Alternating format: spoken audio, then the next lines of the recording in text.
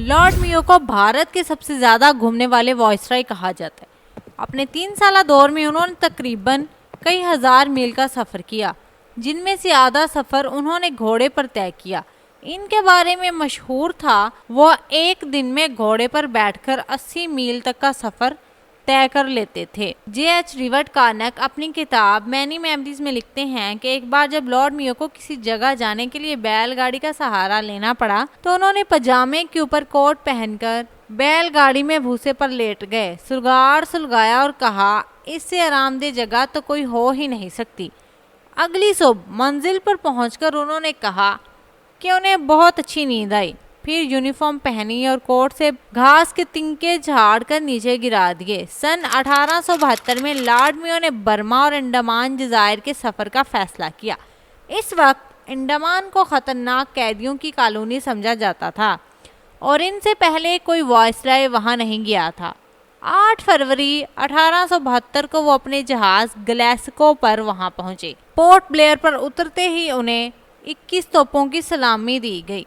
इसी दिन उन्होंने रूस आइलैंड पर फौजी बैरक और कैदियों के कैंप का मुआयना किया। फिर छातम जजीरे का दौरा भी किया। जब वहां तमाम प्रोग्राम वक्त से पहले मुकम्मल हो गए तो उन्होंने कहा, अभी सूरज डूबने में 1 घंटा बाकी है, क्यों ना वक्त का सही इस्तेमाल करते हुए माउंट हैरियट का नज़ारा किया जाए। सर विलियम विल्सन हंटर, जो इस सफ़र में लॉर्ड मियो के साथ थे, अपनी किताब लाइफ ऑफ अर्ल ऑफ मियो में लिखते हैं कि माउंट हैरियट तकरीबन 1116 फुट बुलंद था। इसकी चढ़ाई सीधी और नहायत मुश्किल थी। सख्त धूप में चढ़ते हुए ज्यादातर लोग थक कर चूर हो गए, मगर लॉर्ड मियो इस कदर ताज़ा दम थे कि साथ चलने वाली घोड़ी पर बैठने से इनकार कर दिया और कहा कि इसका इस्तेमाल कोई दूसरा कर ले।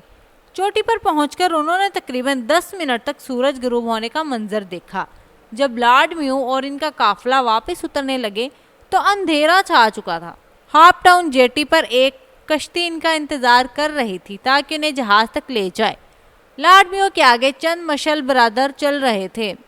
इनके दाएं तरफ निजी सेक्रेटरी मेजर ऑनबर्न और बाएं तरफ एंडेमंट के चीफ कमिश्नर डोनाल्ड स्टीवर्ट थे। अचानक झाड़ियों में छुपे एक लंबे पठान ने बिजली की तरह झपट्टा मारा और लॉर्ड मियो की पीठ पर खंजर के वार किए। हंटर लिखते हैं कि मशाल की रोशनी में एक आदमी का हाथ और चमकता हुआ खंजर बुलंद होते हुए देखा गया।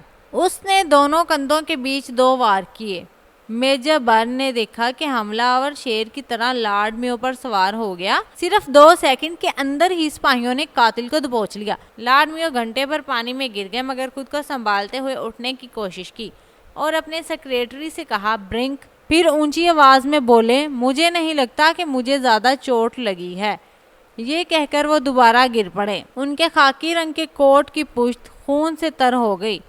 मौजूद लोगों ने उनका कोट फाड़कर रुमाल और हाथों से खून रोकने की कोशिश की। कुछ सिपाहियों ने उनके हाथ पांव सहलाने शुरू कर दिए। मेजर बर्न ने अपनी याददाश्तों में लिखा है कि जब लॉर्ड मियो की कश्ती जहाज तक पहुंची तो जहाज की तमाम बत्तियां बुझा दी गईं ताकि लोग ये ना देख सकें कि वायसराय के साथ क्या हुआ है। उन्हें इनके कैबिन में लिटा दिया गया तो सबने देखा कि वो दम तोड़ चुके थे। अगली सुबह बरतानवी परचम सर निगू कर दिया गया। हमला आवर का नाम शेर अली था। जब अंग्रेज हुकाम ने इससे पूछा कि खुद उसने ऐसा क्यों किया तो उसने जवाब दिया, खुदा ने हुक्म दिया।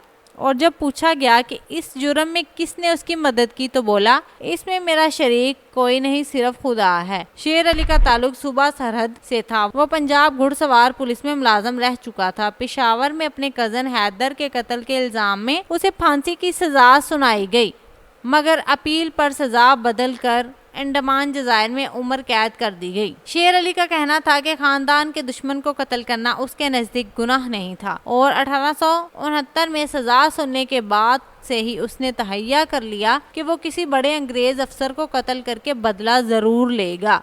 अंडमान में कैद के दौरान इसने 3 साल तक मौके का इंतजार किया। Professor Helen James Australian national university में अपने तहकीकी मकाले में लिखती हैं कि शेर अली ने बड़ी एहतियात से तैयारी की थी। सफ़र से पहले इसने अपने कैदी साथियों से अलविदा ली, इनके लिए खाना बनाया और अपनी सारी जमा पूंजी खर्च कर दी। 20 फरवरी 1872 को कलकत्ता हाई कोर्ट ने शेर अली की फांसी की सज़ा बरकरार रखी और 11 मार्च 1872 को उसे फांसी दे दी गई। लॉर्ड म्यू की लाश इसी जहाज़ ग्लास्गो पर कलकत्ता लाई गई जिस पर वो अंडमान पहुंचे थे। 17 फरवरी को जब जहाज़ कलकत्ता पहुंचा तो प्रिंसप घाट से उनके जस्ते खाकी को गवर्नमेंट हाउस ले जाया गया।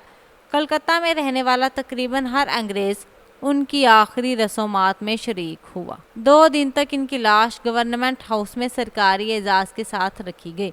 फिर उसे बम्बई और वहां से डबलिन ले जाया गया जहां 25 अप्रैल 1872 को उन्हें सरकारी एजाज़ के साथ दफन किया गया। अगर आपको ये वीडियो अच्छी लगी तो हमारे चैनल को लाइक, सब्सक्राइब और शेयर करना मत भूलिएगा।